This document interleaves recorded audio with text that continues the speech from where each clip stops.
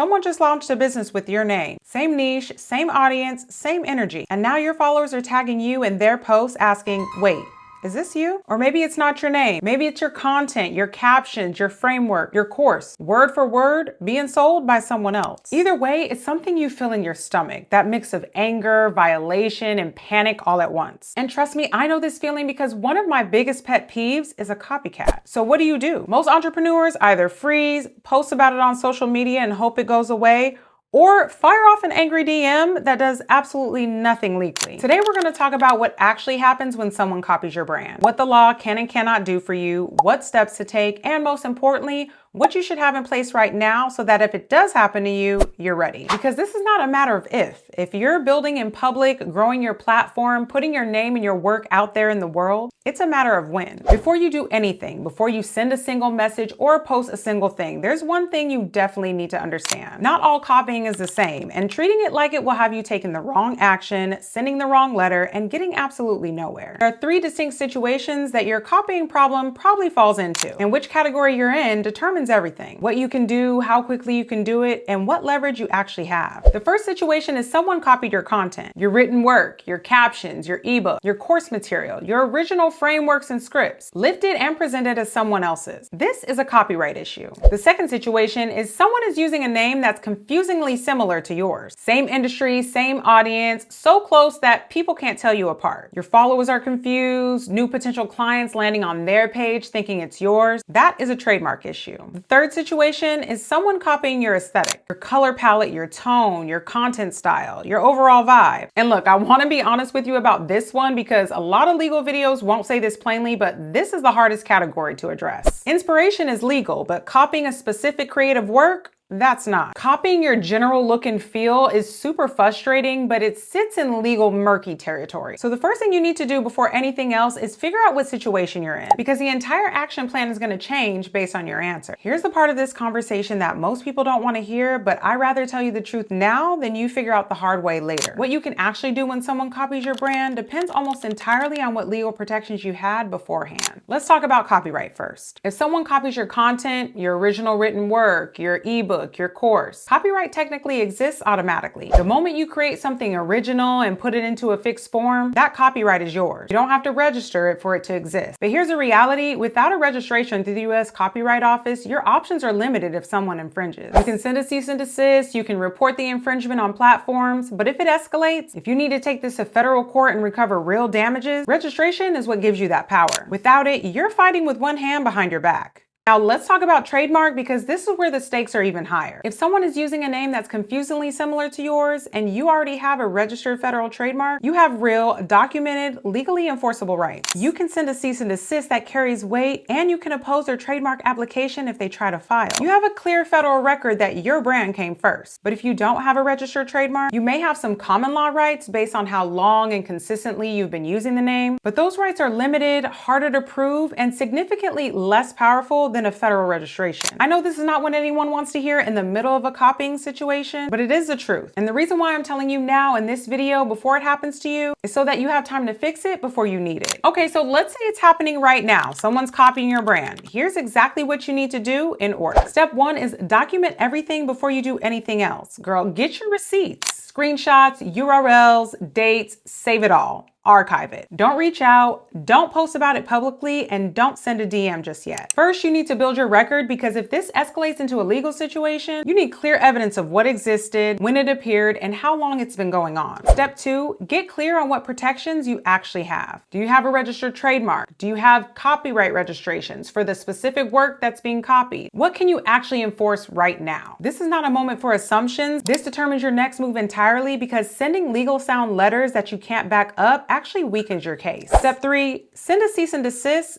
done correctly. A cease and desist is a formal written demand that the other party stop the infringing behavior immediately. It puts them on notice and creates a legal record. And in many cases, especially for smaller creators and businesses who probably didn't even realize what they were doing, it works. But it has to be done right. Vague, emotional letters, they just get ignored. But legally grounded, specific, professionally drafted letters, they get responses. Step 4, report to platforms. If your content is being stolen and posted or sold on social media or a platform, platform, use their formal reporting process. Instagram, TikTok, YouTube, Etsy, Amazon, every major platform has an infringement reporting mechanism. Use it. Platform takedowns are often faster than any legal process and can result in the content being removed quickly. And step 5, if it doesn't resolve, escalate. If the cease and desist gets ignored, if the copying continues, the financial or reputational stakes are significant, this is when you consult an attorney to assess your options for formal legal action. Now, can we talk about dupe culture? Because there's a very real and active legal conversation happening right now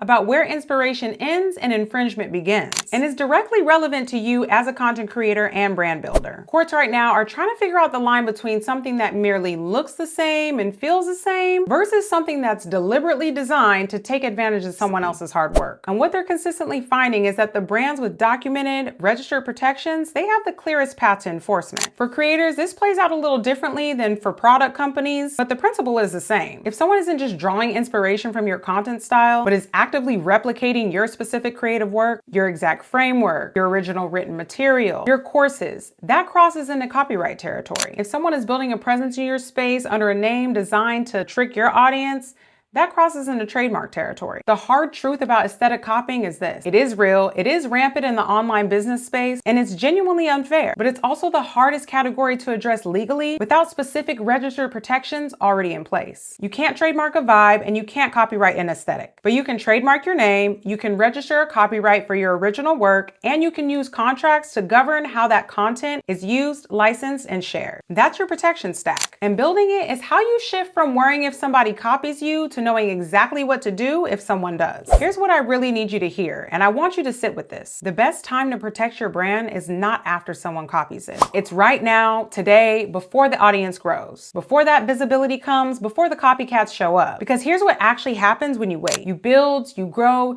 you pour years of energy and creativity into your brand, your name, your content, your reputation. You build an audience around it, and then someone comes and copies you. And you go to take action and you realize your name was never legally secure. Your content was never registered. You have no contracts governing how your materials can be used. And now you're in reactive mode. Reactive is expensive. Reactive is slow. Reactive is stressful in a way that proactive never has to be. I've seen entrepreneurs spend thousands of dollars cleaning up a situation that would have cost a fraction of that to prevent. I've seen women lose brands that they've spent years building because they didn't file the trademark first. I've seen original content stolen and redistributed with no recourse because there was nothing registered to enforce. And every single time, the story was the same: I was gonna do it when I got bigger. Here's the thing about waiting until you're bigger. The moment you get bigger, the copycats show up. That's not a coincidence. Visibility attracts imitation. And by the time that happens, filing is no longer proactive. It's reactive, and reactive always costs more. Your brand is worth protecting before it needs protecting. Not because something went wrong, but because you decided from the beginning that you were building something worth the foundation. Let me make this as practical as possible before we close. Someone copied your captions, blog content, or your social media posts. Document it and report it to the platform immediately because that's the fastest tool. Send a cease and desist. Copyright registration on your original work strengthens your position if it escalates. Someone launched with a name confusingly similar to yours. This is urgent, so if you have a registered trademark, you have leverage. Use it. If you don't, start the trademark process immediately and get clarity on what common law rights you may have in the meantime. Someone is selling your course or your templates without your permission. Platform takedown first. Fastest path to removal. Followed up immediately with a cease and desist. And copyright registration is critical for enforcement if it escalates. Someone is copying your aesthetic and overall vibe. Frustrating. Valid. But legally the hardest to enforce without specific registered protections. Keep building, keep documenting, and put your energy into protecting what the law can actually protect. Here's what I want you to walk away with today. Copying happens. It'll likely happen to you. Hell, it's happened to me. What determines how you come out of it is not how quickly you respond or how loudly you react. It's what foundation you built before you started. Trademark your name, register your copyright for your most valuable work, and have airtight contracts governing how your content and your products can be used. Don't wait for something to go wrong to decide that your brand is worth protecting. Too many talented women are building in public, growing audiences, creating incredible work, but with no legal protection underneath it. And they find out what that means only after something goes wrong. That doesn't have to be your story. You work too hard for this. Your name means something, your content means something, your brand means something. So protect it like it does. If this gave you clarity, subscribe, because every week we're going deeper on trademarks, contracts,